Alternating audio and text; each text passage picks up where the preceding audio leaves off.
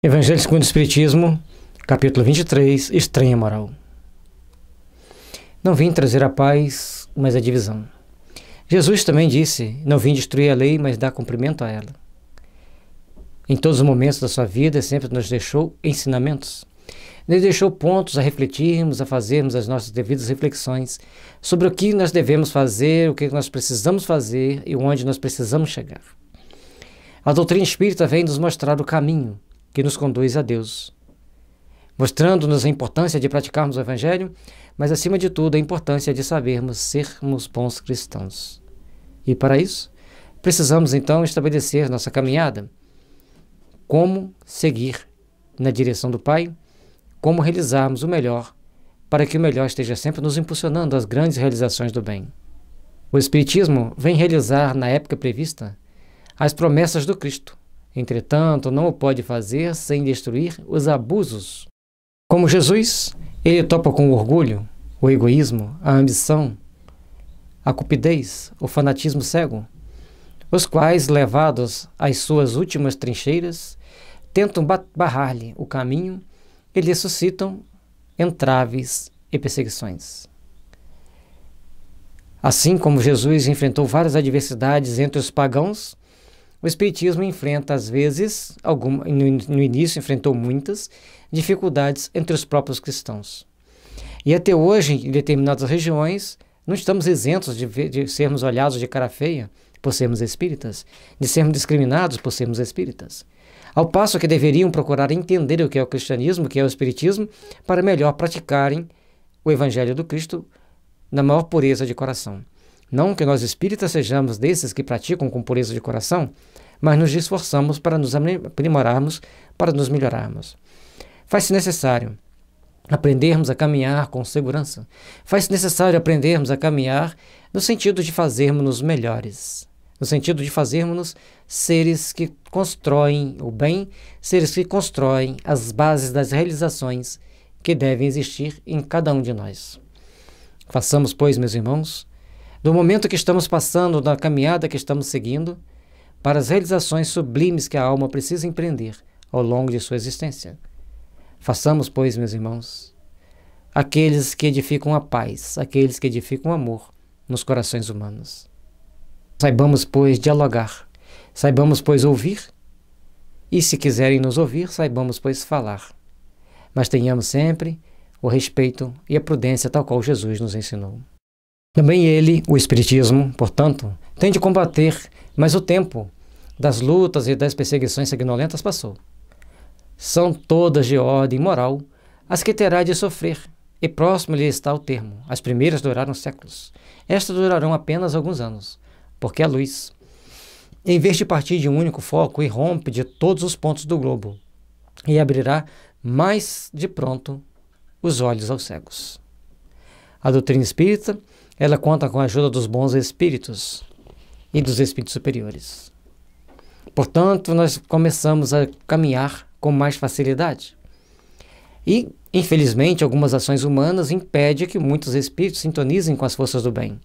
Mas esperamos que em breve as pessoas se esclarecerão mais, evitarão aquilo que lhes faz mal à alma e procurarão, então, seguir um caminho que lhes edifica a luz do amor, que lhes edifica a luz das bênçãos que nos impulsionam para as realizações excelsas do Espírito. Façamos assim as bases para o nosso crescimento espiritual, as bases para o nosso crescimento íntimo. Sejamos, pois, meus irmãos, daqueles que edificam, daqueles que constroem, daqueles que despertam o sentimento de amor e daqueles que levam a todos nós a paz e a esperança, para que saibamos combater em nós mesmos os pontos de discórdia que possa existir em entraves com as realizações cristãs que devem estar sempre pulsando em nossos corações. Essas palavras de Jesus devem, pois, entender-se com referência à cólera que a sua doutrina provocaria aos conflitos momentâneos e a ira a que ia dar causa. Essas palavras de Jesus devem, pois, entender-se com referência às cóleras que a sua doutrina provocaria, aos conflitos momentâneos a que ia dar causa às lutas que teria de submeter antes de se firmar, como aconteceu aos hebreus antes de entrarem na terra prometida, e não como decorrentes de um desígnio premeditado, de sua parte, de semear a desordem e a confusão. Então, toda a implantação de uma grande ideia vem cercada de grandes empecilhos. Todas as vezes que se quer trabalhar de uma forma diferente, aprimorar para que as pessoas se tornem melhores, para que o meio de produção se torne melhor, para melhorar a qualidade de vida das massas, sempre vem aqueles que vão se tornando antagônicos e até mesmo violentos. Passado aquele primeiro momento, eles vão perdendo força, vão perdendo seus pontos de ações e a paz vai se estabelecendo naturalmente nos corações humanos. Ao longo da nossa existência, ao longo da nossa vida, nós vamos deparando com pontos que nos trarão condições de entender e de fazer resplandecer ao longo da nossa caminhada as bases seguras que nos impõem a um caminhar de luz, de fraternidade e de paz. O mal viria dos homens e não dele. O espiritismo, o cristianismo, que era como um médico, e o próprio Jesus, que era como um médico que se apresenta para curar, mas cujos remédios provocam uma crise salutar, atacando os maus humores do doente. Portanto, todas as vezes que nós deparamos com determinadas realidades que a vida nos traz, nós temos que começar a refletir se nós estamos indo realmente no caminho do engrandecimento íntimo, mas o engrandecimento espiritual, nos refazendo de conceitos e mazelas do passado, muitas das vezes criminoso, e em procurarmos então adentrar a um mundo de paz e fraternidade que existe à nossa espera para resplandecer a luz, para resplandecer o amor, para resplandecer a paz. Meus irmãos, minhas irmãs, que a misericórdia divina esteja sempre nos envolvendo para que sejamos sempre um instrumento de paz, um instrumento do amor, o instrumento das realizações pacificantes ao longo da nossa caminhada. Que a luz do Divino Mestre esteja sempre nos envolvendo e que possamos entender que o conhecimento que já temos do Evangelho, mas a espiritualização que a doutrina espírita nos dará saúde. Mas se nós não soubermos cultivar a misericórdia divina em nós e mantermos sempre a esperança, nós poderemos perdê-la. Lembrando ainda que as terapias energéticas e naturais é a fonte sagrada que nos impulsiona para as realizações que devemos empreender em nossos corações, em nossas vidas. E o que é saúde? É o despertar do amor em nossos corações. É o despertar da esperança e da fé em Deus.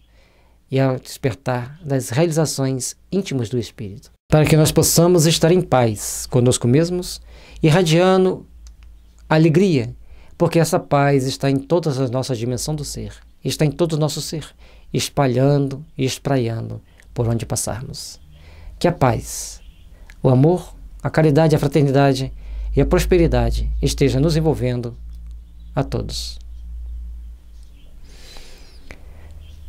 Você sabe o que é o Evangelho, segundo o Espiritismo?